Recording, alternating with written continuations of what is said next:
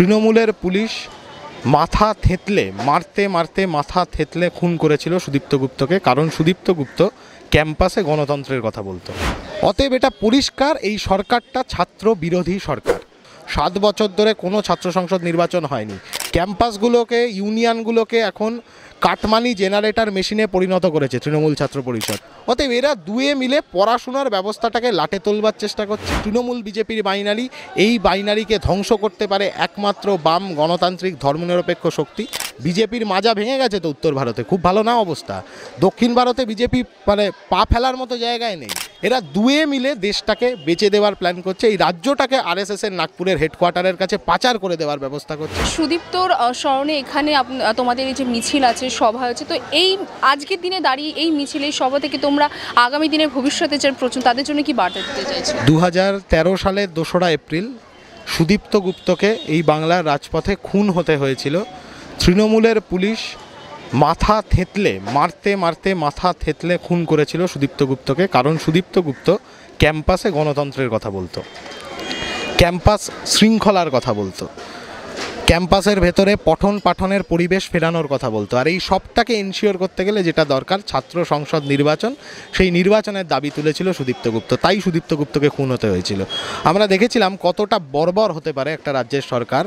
সুদীপ্ত গুপ্ত খুন, পিজি হাসপাতালে সুদীপ্ত গুপ্তের লাশ পড়ে আছে, রাজ্যের মুখ্যমন্ত্রী ইডেন গার্ডেন্সে চটুল নৃত্য করছিলেন সেদিন। অতএব এটা পরিষ্কার, এই সরকারটা ছাত্র বিরোধী সরকার। এর সুদীপ্ত গুপ্তের হত্যার পরে 11 বছর পার করে এসেছি আমরা। এই রাজ্যের বুকে ক্যাম্পাসে ক্যাম্পাসে ছাত্র সংসদ নির্বাচন বন্ধ। 7 বছর ধরে কোনো ছাত্র সংসদ নির্বাচন হয়নি। 7 বছরের আগেও যে কটা ইলেকশন হয়েছে বেশিরভাগটাই তৃণমূলের সিলেকশানে পরিণত হয়েছে, মানে প্রহসন, নির্বাচনের নামে প্রহসন হয়েছে ক্যাম্পাসের ভেতরে। ক্যাম্পাসগুলোকে, ইউনিয়নগুলোকে এখন কাটমানি জেনারেটর মেশিনে পরিণত করেছে তৃণমূল ছাত্র পরিষদ। ক্যাম্পাসের ভেতরে কথা বলার কোনো পরিসর নেই। একই রকমভাবে যদি গোটা দেশের বুকে দেখো, এবিভিপিও একই কাজ করছে। বিজেপির সরকারের প্রধান আক্রমণের বর্ষাফলক যাচ্ছে ক্যাম্পাসের ওপরে, পড়াশুনোর ওপরে। পড়াশুনোটাকে পুরোপুরি লাটে তুলে দেওয়ার চেষ্টা এই রাজ্যের বুকেও, গোটা দেশের বুকেও। তার মধ্যে দাঁড়িয়ে সুদীপ্ত গুপ্ত লড়াই, সংগ্রাম, আত্মত্যাগ, পড়াশুনোকে বাঁচানো, ক্যাম্পাসকে বাঁচানো, ক্যাম্পাসের ভেতরে ছাত্রছাত্রীদের কণ্ঠস্বরকে বাঁচানো, রক্ষা করা, তার একটা প্রতীক সুদীপ্ত গুপ্ত। যতদিন এই লড়াইটা বেঁচে থাকবে, ক্যাম্পাসকে রক্ষা করার এই লড়াই যতদিন বেঁচে থাকবে, সুদীপ্ত গুপ্ত ততদিন বেঁচে থাকবে।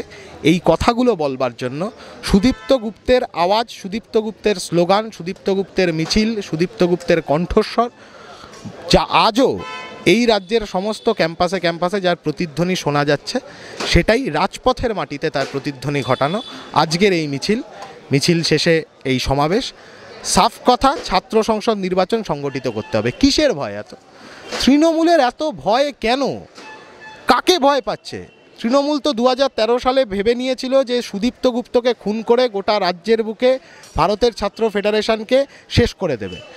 2011-র পর থেকে ক্যাম্পাসে ক্যাম্পাসে এসএফআইকে নিষিদ্ধ ঘোষণা করেছিল, কিন্তু আজকে দাঁড়িয়েও এক সুদীপ্তকে ওরা মেরেছিল।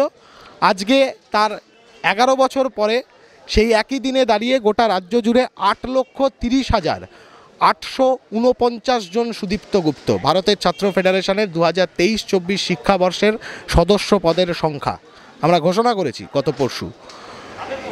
8,30,849 জন সুদীপ্ত গুপ্ত একসাথে একজোট হয়ে গোটা রাজ্যের ক্যাম্পাসে দাবি তুলছে ছাত্র সংসদ নির্বাচন চাই। তৃণমূল এই কারণে ভয় পাচ্ছে, ওরা জানে যে নির্বাচন হলে তৃণমূলের কোনো চিহ্ন এই রাজ্যের ক্যাম্পাসে দেখা যাবে না। কিন্তু আমরাও বলছি, জান থাকতে হারবো না। ইউনিয়ন ইলেকশনের দাবি আমরা ছাড়বো না। সুদীপ্ত গুপ্তের দাবি আজকের এই বাংলার রাজপথে, এই বাংলার ক্যাম্পাসে ক্যাম্পাসে সেই দাবি আমরা ছিনিয়ে আনবো। সেই দাবি ছিনিয়ে আনার একটা প্রক্রিয়া হলো এই লোকসভা নির্বাচনটাও। গোটা দেশের মাটিতে কারা পড়াশুনো নিয়ে কথা বলছে বলো তো? বিজেপি পড়াশুনো নিয়ে কথা বলছে? একটাও কোনো কথা। তৃণমূল পড়াশুনো নিয়ে একটাও কথা বলছে? যে পড়াশুনোকে রক্ষা করবার জন্য, পড়াশুনো ব্যবস্থাটাকে বাঁচিয়ে রাখবার জন্য, সকলের জন্য পড়াশুনো, সর্বজনীন শিক্ষা, অবৈতনিক শিক্ষা, একটা কোনো কথা বলছে? মিড ডে মিল, একটা কোনো কথা বলছে এসব নিয়ে?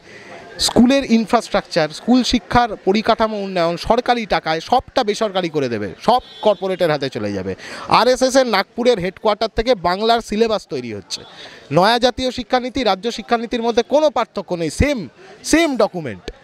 অতএব এরা দুয়ে মিলে পড়াশোনার ব্যবস্থাটাকে লাটে তোলবার চেষ্টা করছে।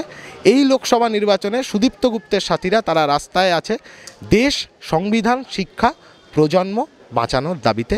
এই লড়াইটা আমরা লড়ছি।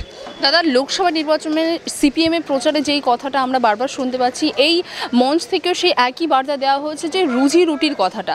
তো তোমরা যদি ক্ষমতায় আসো, সিপিএম যদি ক্ষমতায় আসে, আমি শুধু যাদবপুরের কথাই বলছি, যদি আসে তাহলে আমাদের দেশের এখন যে অবস্থা আছে, শিক্ষা নিয়ে যে প্রাপ্ত চাকরি প্রার্থী তারা রাস্তায় নামছে, তারা দিনের পর দিন অনশন করছে শুধু তাদের প্রাপ্ত চাকরির জন্য, তো তাদের জন্য কী করবে?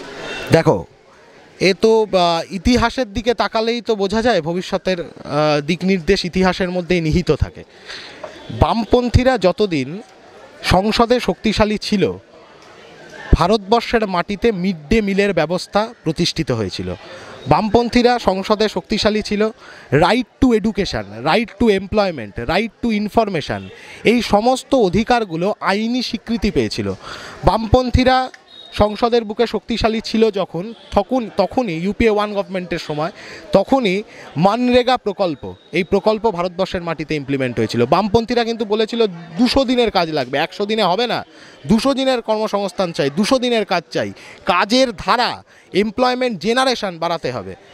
বামপন্থীরা করেছে। তো আজকে যে দেশের মাটিতে আমরা কি দেখছি, এই মানরেগা প্রকল্পকে কাজে লাগিয়ে তৃণমূল আর বিজেপির তুই বেড়াল না মুই বেড়াল লড়াই, তার মধ্যে কিছু টাকা তৃণমূলের পার্টি ফান্ডে চলে যাচ্ছে, কিছু টাকা বিজেপি তার নিজের পার্টি ফান্ডে ঢুকিয়ে নিচ্ছে, কিন্তু যারা কাজ করছে তারা টাকা পাচ্ছে না। একমাত্র বিকল্পের সন্ধান, এই বাইনারি ভেঙে ধর্মের বাইনারি, জাতপাতের বাইনারি, তৃণমূল বিজেপির বাইনারি, এই বাইনারিকে ধ্বংস করতে পারে একমাত্র বাম গণতান্ত্রিক ধর্মনিরপেক্ষ শক্তি। তাই বিকল্পের সন্ধান যারা খুঁজছে, গোটা দেশের মানুষ সবটা একরকম নেই। বিজেপির মাজা ভেঙে গেছে তো উত্তর ভারতে, খুব ভালো না অবস্থা। দক্ষিণ ভারতে বিজেপি মানে পা ফেলার মতো জায়গায় নেই, এখন টার্গেট করছে পূর্ব ভারতটাকে। এই গোটা পূর্ব ভারতটাকে বিজেপি টার্গেট করছে। বাংলার মাধ্যমে, বাংলা মোটামুটি একটা পূর্ব ভারতের গেটওয়ে বলা যেতে পারে, বাংলার মাধ্যমে পূর্ব ভারতে ঢোকবার জায়গা বিজেপিকে করে দিয়েছে তৃণমূল কংগ্রেস।